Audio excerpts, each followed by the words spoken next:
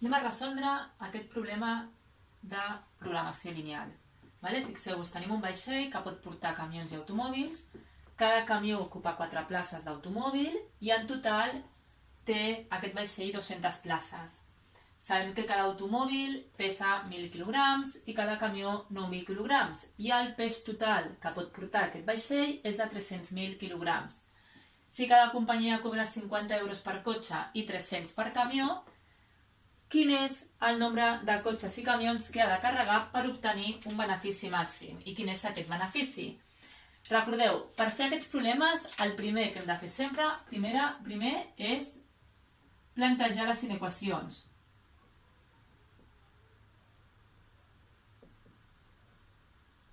I també la funció objectiu.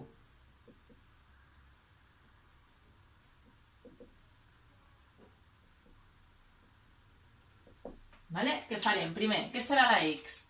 La x serà, per exemple, el número d'automòbils, de cotxes. I serà el nombre de camions que transporta aquest vaixell. Fixeu-vos, podríem fer aquest quadre, és a dir, tenim camions i tenim automòbils. Això li hem dit x i això li hem dit y. Fixeu-vos, places.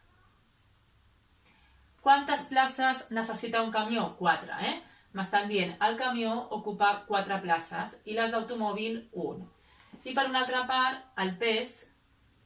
Quin és el pes dels camions? Un camió té un pes de 9.000 quilograms i en canvi, aquí, 9.000 quilograms, i en canvi m'estan dient que els automòbils tenen un pes de 1.000 quilograms. Fixeu-vos, quantes places puc portar amb el vaixell com a molt? 200 places, I quants quilos puc portar? En total, 300.000. Per tant, fixeu-vos, quines seran les inequacions? Doncs està clar que el número de places totals no pot passar a 200, perquè en aquest camió, en aquest vaixell, té com a molt 200 places, i per tant, x més 4y ha de ser més petit que 200. Per una altra banda, els quilograms que pot transportar aquest vaixell no pot passar de 300.000 quilograms. I per tant, 1.000x, que és el que pesa un automòbil, més 9.000y, que és el que pesa el camió, no pot passar de 300.000. I per una altra banda, fixeu-vos que la x sempre ha de ser més gran o igual que 0 i la y també.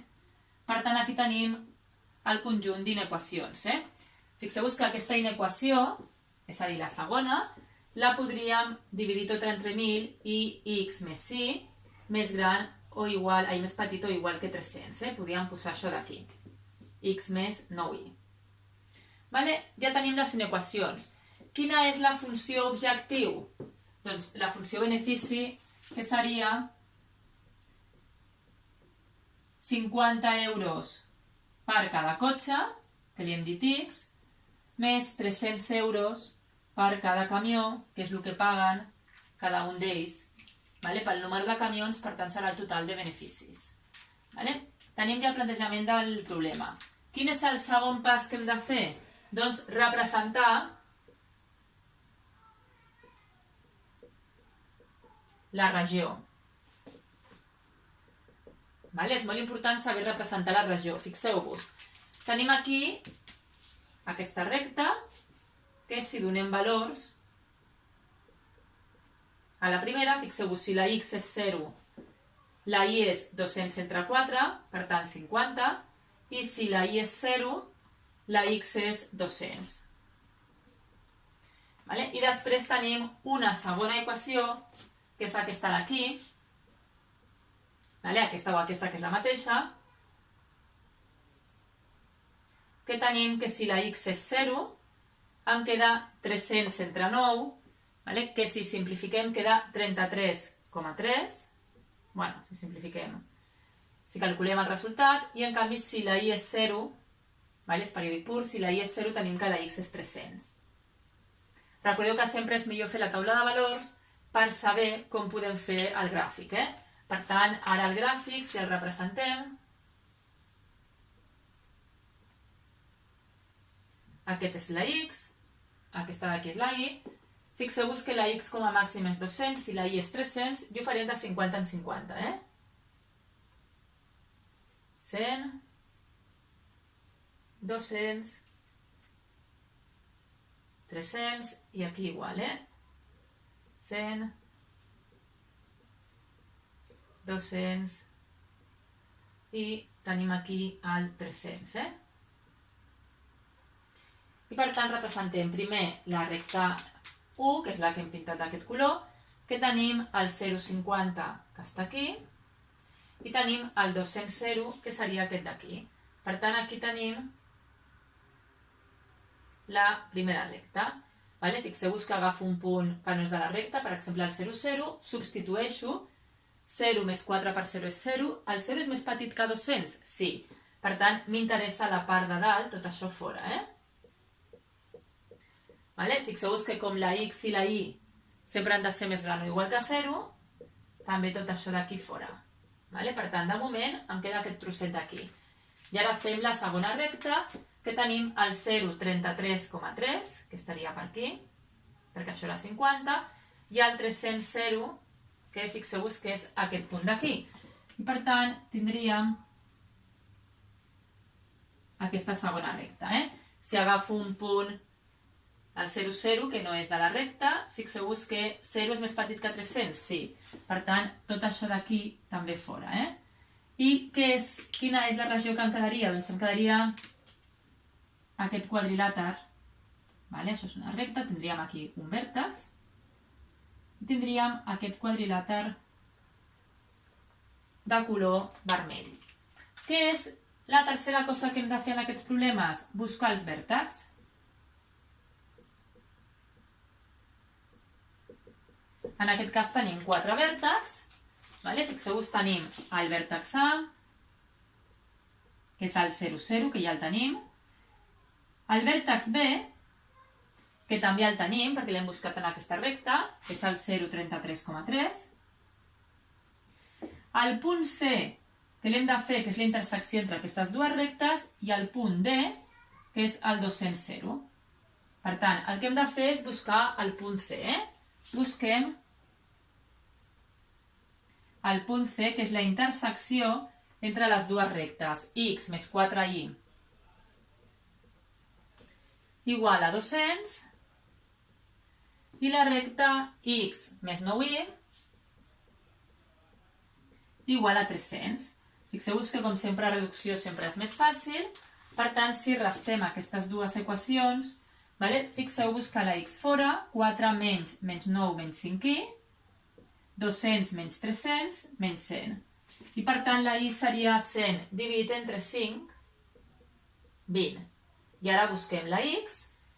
Sabem que la x més 4 vegades la y, que és 80, és igual a 200, i per tant la x tenim que és 120. Per tant, aquest vèrtex, el C, que és el que ens faltava, és el punt 120, 20. Ja tenim els 4 vèrtexs. I per últim, què hem de fer?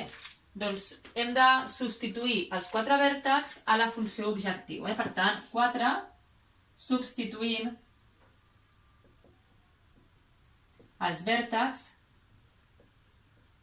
a la funció objectiu.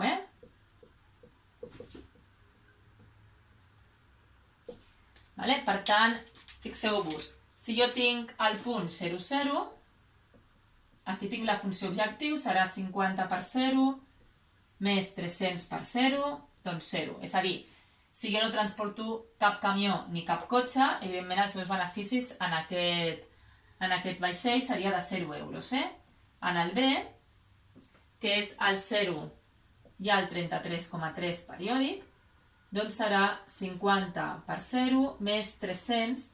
Recordem que el 33,3 periòdic sortia de substituir, de dividir 300 entre 9, Per tant, fixeu-vos que si busquem exactament el valor, vale? Doncs aquí quedaria 300 entre 9 podríem fer i tindríem exactament el valor, que seria 300 per 300, seria 90.000. Per tant, dividit entre 9 seria 10.000. Vale? 3 per 3, 9, que marxa amb el 9, i per tant quedaria 10.000. Ara agafem el vèrtex C. És important que sempre agafeu el valor exacte, que ho teniu a la calculadora, perquè si no aquí us donarà una aproximació del benefici. Tenim el C, que és el que hem buscat, que és el 120. 20, que per tant serà 50 per 120, més 300 per 20. I això és 6.000 més 6.000, per tant 12.000 euros. I per últim tenim el punt D, que era el 200, 0, que per tant és 50 per 200 més 0, per tant 10.000. Per tant, fixeu-vos, m'estan preguntant, calcula el nombre de cotxes i camions que s'han de carregar per obtenir el benefici màxim. Quin és el benefici màxim? Aquí el tenim, 12.000 euros. I com aconseguim aquest benefici màxim? Doncs, si transportem 120X, és a dir, 120 cotxes, i transportem 20 camions. Per tant, el benefici màxim és de 12.000 euros i el tenim si transportem en aquest vaixell 120 cotxes i 20 camions. I aquí teniu el problema que teníeu en l'examen.